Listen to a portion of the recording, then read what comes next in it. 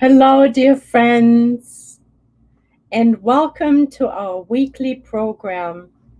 We're live broadcasting from Northern California from the Divine Light Spiritist Group. And we are on many different platforms, also in cooperation with the Paseo Spiritual Healing Center. You can find us on YouTube Live, Facebook Live, on all the different pages. Thank you so much for joining us. Today, as we have been, we're studying another section of the Spirit's teachings, the Gospel according to Spiritism, which was one book of the codification by Allan Kardec, is sectioned into many different chapters. And every chapter has, as a second part, Spirit's teachings, which means that Allan Kardec allowed spirits coming through mediums and then published their input to the various chapters. And today we will be discussing and studying chapter 6 in the Gospel according to Spiritism. The chapter is entitled The Consoling Christ. What a beautiful subject, the consoling Christ. The consoling Christ was announced in the Gospel according to John. And we're going to start off with a quote from John, and then we will be moving over to the Spirit's teachings. And this time, the Spirit is the Spirit of truth. So here is the quote from John. If you love me, keep my commandments, and I will pray to my Father, and he will send you another consoler, so that he may remain with you forever. And that is the Spirit of truth. So Jesus is announcing in John that he is a consoler. He was a consoler, but he will send us another consoler. And that consoler's name is the Spirit of truth, according to Jesus, whom the world cannot receive because it neither sees him nor knows him, which is typical to spirits. But as for you, you will know him because he will remain with you and will be among you. But the consoler, who is the Holy Spirit, whom my Father will send in my name, will teach you all things and will enable you to remember everything that I have said to you. This was the original announcement of the Spirit of Truth, which, of course, is part of Spiritism. Allan Kardec, in his commentary, we're just going to pick out a few thoughts by him, said then Jesus promises another consoler, namely the Spirit of Truth, whom the world does not yet know. Therefore, if the Spirit of Truth must come later to teach all things, it is because Christ has said so. If the Spirit comes to bring to remembrance what Christ has said, it is because it has been forgotten or poorly understood. So the Spirit of Truth has been gifted to us so that Jesus' teachings will be further elaborated so we can actually follow them better, understand them better, and then allow them deeper into our life's practice. He also says, Spiritism has come at the stated time to fulfill Christ's promise. The Spirit of Truth presides over its establishment. So it is the Spirit of Truth that overlooks Spiritism. And tonight, we are blessed with the Spirit of Truth, giving us gifts, coming directly from the Spirit of Truth. Let us share the screen for a moment, dear friends. See.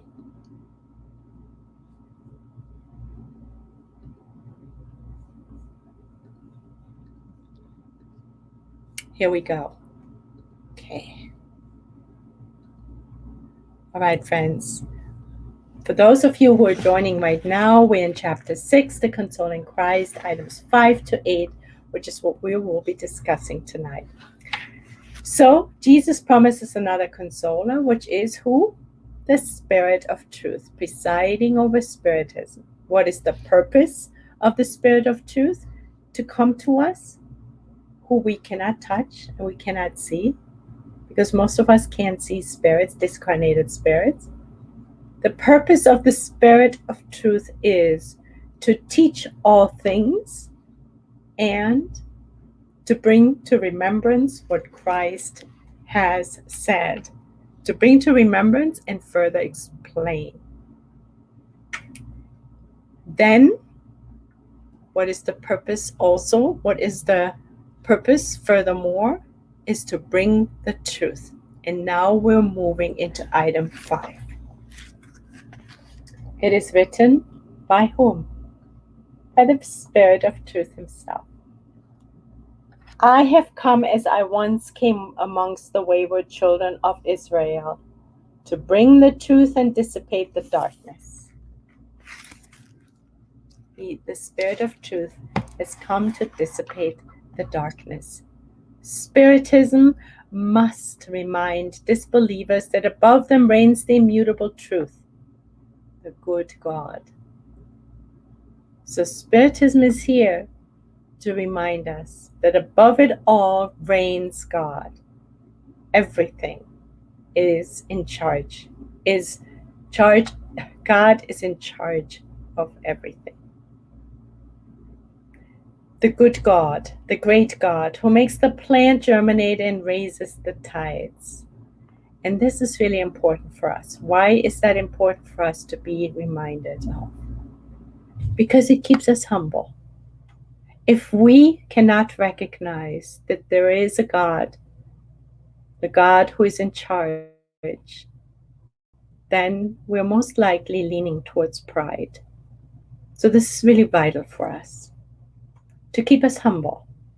However, ungrateful men and women have strayed from the straight and broad way that leads to the kingdom of my Father and have become lost on the bitter path of impiety.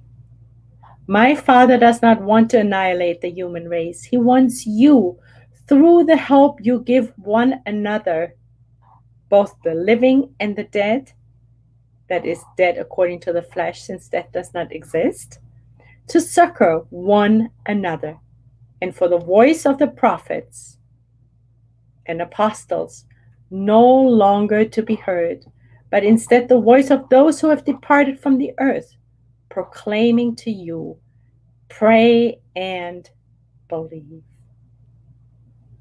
So, what is the Spirit of Truth saying? First of all, of course, as the Spirit's name already helps us to understand, the purpose of the Spirit of Truth is to bring the truth. And what is the overriding truth? It is that above us reigns the good and great God, who makes the plant germinate and raises the tides. And that is just one example of billions. So God is presiding over everything.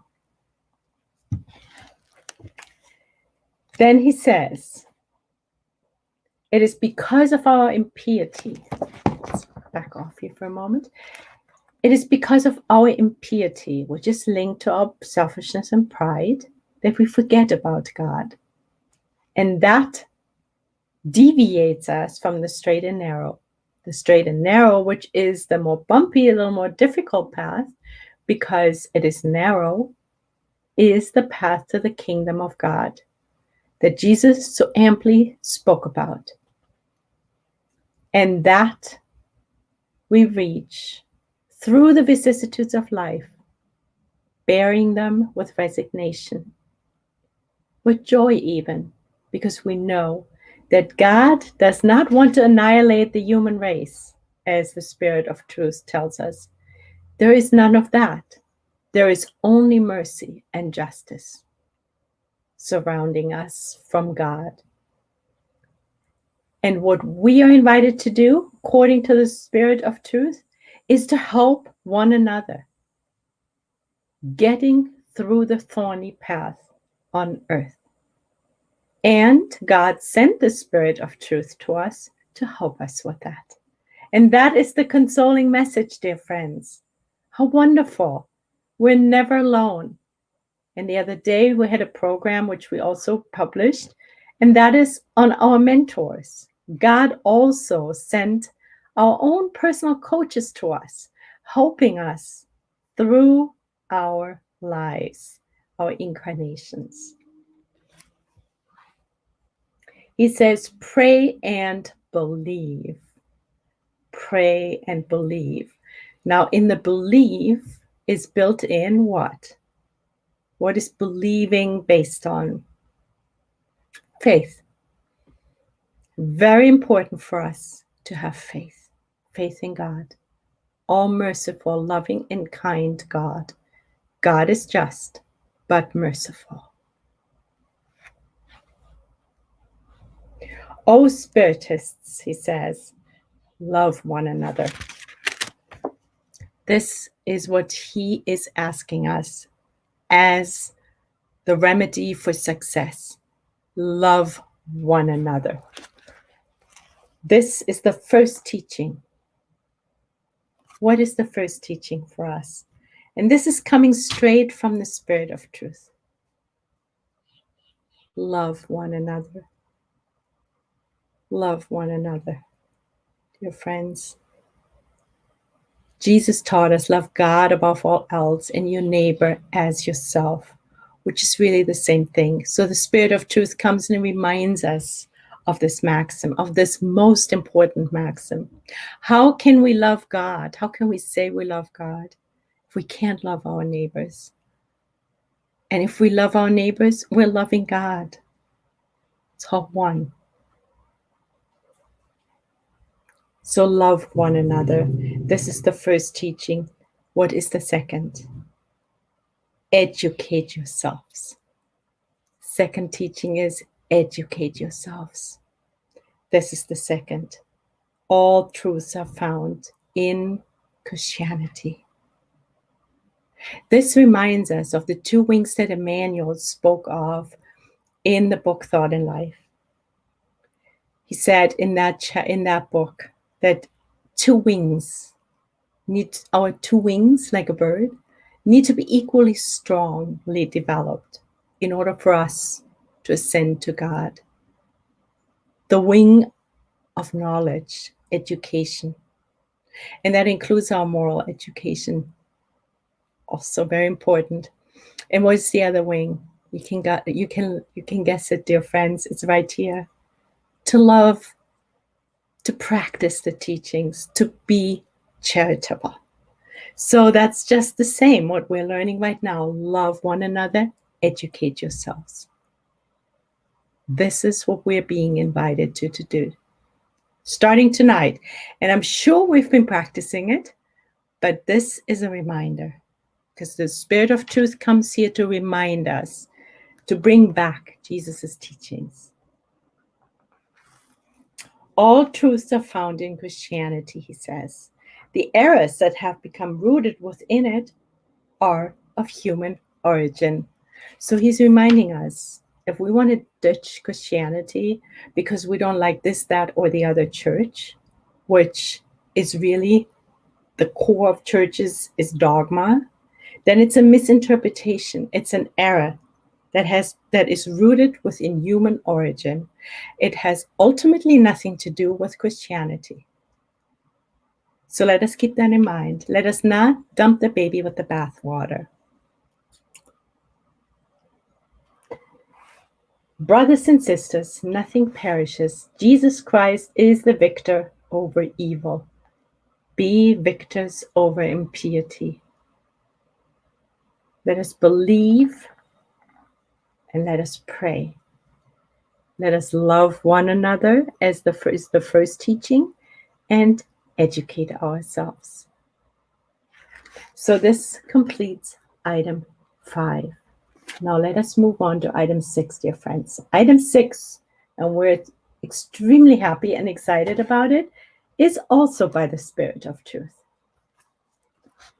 So he says, I have come to teach and console the disinherited poor.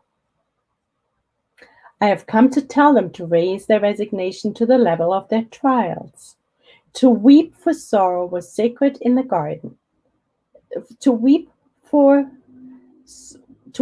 sorrow was sacred in the Garden of Olives, but also to hope. To hope, for consoling angels will come to wipe away their tears. Workers trace out your path. Workers, trace out your path. The next day we start the trying journey of the day before.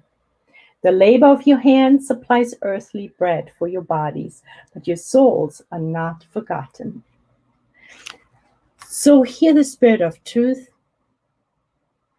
is inviting us to work.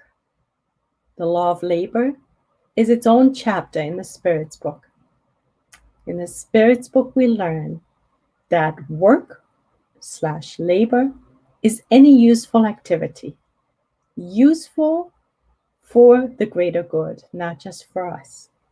So whenever we do something that is useful for all of us, including ourselves, we work. So here the Spirit of Truth is saying we need to work day in, day out.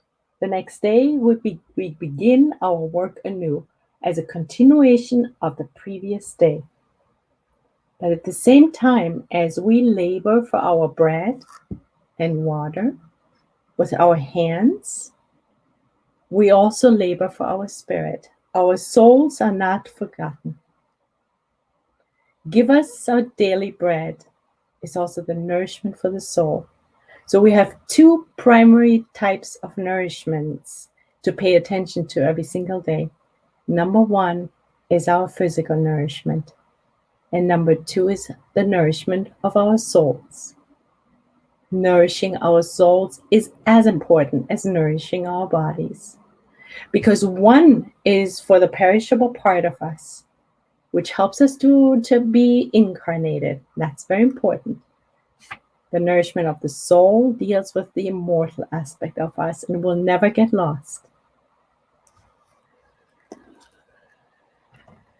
Nothing is lost. It's funny, he continues. Nothing is lost in the kingdom of our Father, and your sweat and miseries form a treasure that will make you wealthy in the higher realms. So as we sweat, as we work, as we toil, as we earn our living, we earn also a seat in the kingdom of heaven. It won't be lost. Nothing is lost in the kingdom of our Father, he says. It will make us wealthy in the highest realms. And that also includes working from our soul. For example, when we fall asleep and we go to bed at night, we sleep. Our soul is busy. Our soul is working. Our soul doesn't need to sleep. It's just our physical form that does. So then we're actually working 24/7. And what we can do before we go to sleep is pray that we can make ourselves useful and learn new lessons while we're sleeping. So-called intelligent sleep, dear friends. Truly, I say to you, those who bear their burdens and help their brothers and sisters are my beloved. Instruct yourselves in the precious doctrine that dissipates the error of rebelliousness and teaches you the sublime purpose of the human trial. Isn't it so sweet? We truly feel the love, and the love feels good. Drink from the living fount of love. Drink from the living fount of love and prepare yourselves, O captives of life, to someday freely and joyfully throw yourselves into the bosom of the One who created you weak so that you could become perfect, and who wills for you yourselves to knead your pliable clay so that you may become the artisans of your immortality. So, dear friends, the Spirit of Truth has come to teach and console us. And we are invited, we're asked to bear our burdens and help our brothers and sisters. So it's a twofold path. On the one hand, we bear our burdens with resignation and appreciation of the rightness of it, because it's in our best interest. God is all merciful and love. So there is no mistakes. At the same time, we're also here to love our brothers and sisters, to be of assistance. To work is any useful activity, useful also for our brothers and sisters. There is no salvation without charity. Dear friends, there is no salvation without charity. And the moral charity is the more challenging and most important one. And that is, as the spirits on high have defined it, goodwill towards all, benevolence towards our brothers and sisters, and forgiveness towards all offenses. Dear friends, this completes item 6. Now, let us move on to item 7. Item 7 is by whom? The Spirit of Truth again. Tonight we are receiving extra blessings by the Spirit of Truth, who came to help remind us of Jesus' teachings and explaining them further, and help us out of our impiety into knowing and loving God more. I am the great doctor of souls, and I have come to bring you the medicine that shall heal. The frail, the suffering, and the infirm are my blessed children, and I have come to save them. Therefore, come to me, you who suffer and who you are overburdened, and you will be soothed and consoled. Do not look elsewhere for strength and consolation, for the world is unable to provide them. Isn't that something that we often do? We want something from our brothers and sisters. We go out of our way to take from the world around us. We take from Mother Earth, we take from the plant kingdom, we take from the animal kingdom, and we take from other humans. But here he's telling us that that may not happen. And then we become disgruntled. But here we have God, we have Jesus, we have the rich world of good spirits at our disposal. We have our own spirit mentors, and they are here to serve us. It is in their love and in their interest to help us along. So let us reach out more to them.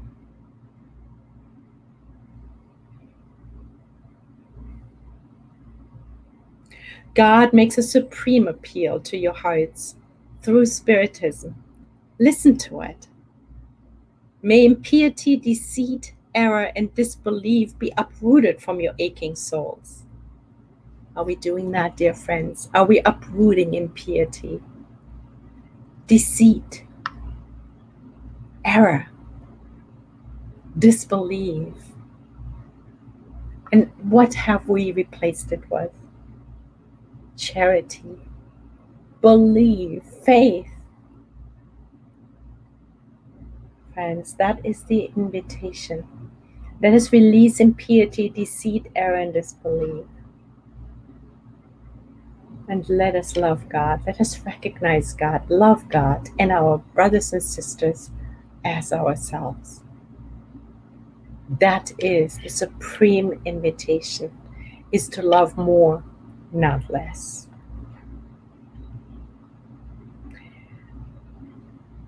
Love and pray. Be docile before the spirits of the Lord. be docile before the spirits of the Lord. What does he mean by that? It is a humility. We're asked to be humble, to listen, to surrender, even if it's ever so more painful what we experience. That does not mean we're not active, but it means that we surrender to it. We work with it, gladly so. Because as we learned in chapter 5, when we receive hardship, when we experience hardship in our lives, ideally we're grateful because God deems us ready to undo some wrongs and learn new lessons. Love and pray. Love and pray, dear friends. Invoke him from the depths of your heart, and then he will send you his beloved Son to teach you and say these good words. I am here. I have come to you because you have called me. The Spirit of Truth is the great doctor of souls. It's a great doctor, giving us the balm that our spirits, our souls so desperately need. Let us let the Spirit of Truth in. Let them heal us.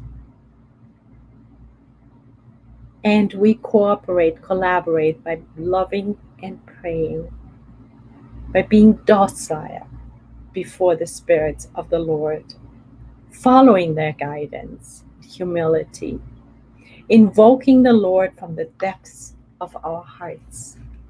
It's like this invisible string, this GPS that guides us from here to there. And yes, there will be bumps in the road. And yes, there have been bumps in the road.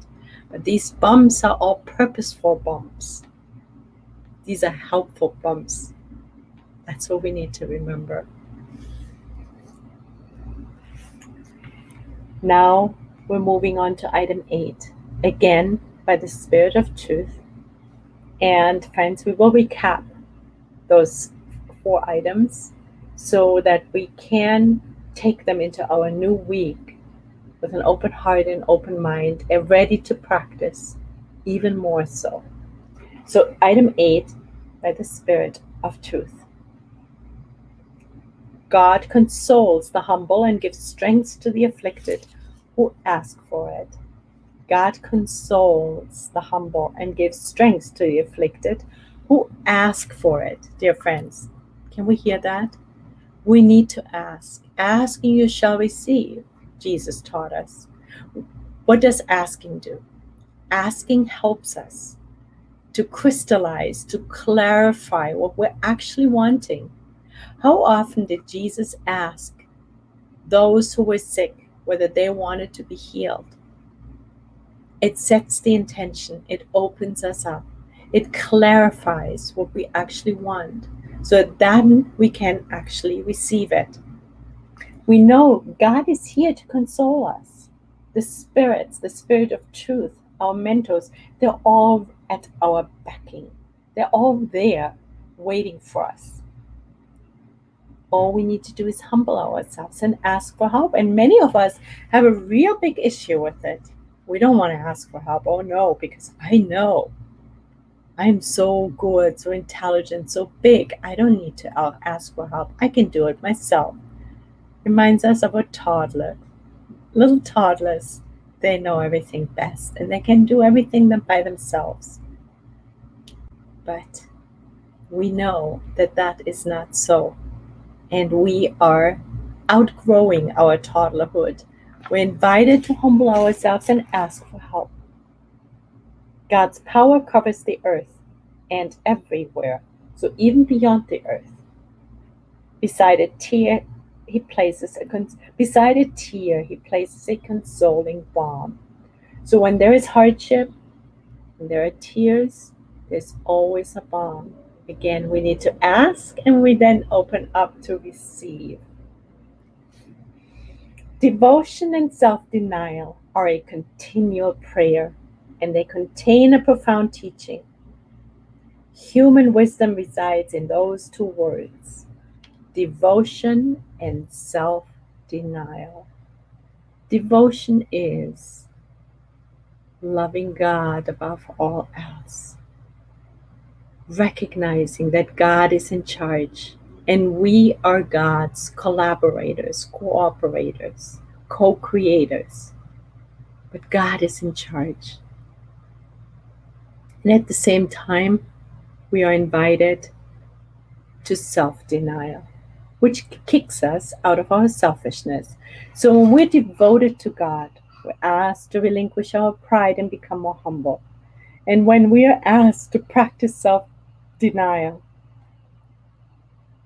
we are asked to release our selfishness. That is when we open up to charity. At that moment, only then can we be of service to others. And then by giving, we receive. So we never need to feel lack of anything. We're living in an abundant universe, and it's time for us to get with the program, friends.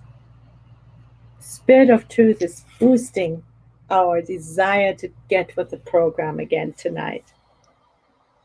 Devotion and self-denial. Human wisdom resides in those two words. May all suffering spirits understand this truth instead of complaining about their pain. And boy, are we good in complaining. Oh boy, all day long sometimes, right, friends? Well, let's not complain. Let us reduce our level of complaint, but rather practicing devotion and self-denial. So instead of complaining about our pain, about the moral sufferings which in this world are yours, are your lot. Take these two words, and so instead of complaining, take these two words as your motto: devotion and self-denial, which then helps us to recognize the rightness of our hardship. We don't need to talk about the happy times, they're easy. We're talking about hardship, which is when our complaint mechanism kicks in. Devotion and self-denial, and you will be strong, for they summarize all the duties that charity and humility impose on you. Devotion and self-denial are all the duties that charity and humility impose on us. That is at the core of our work, friends. We almost don't need anything else. There is no salvation without charity.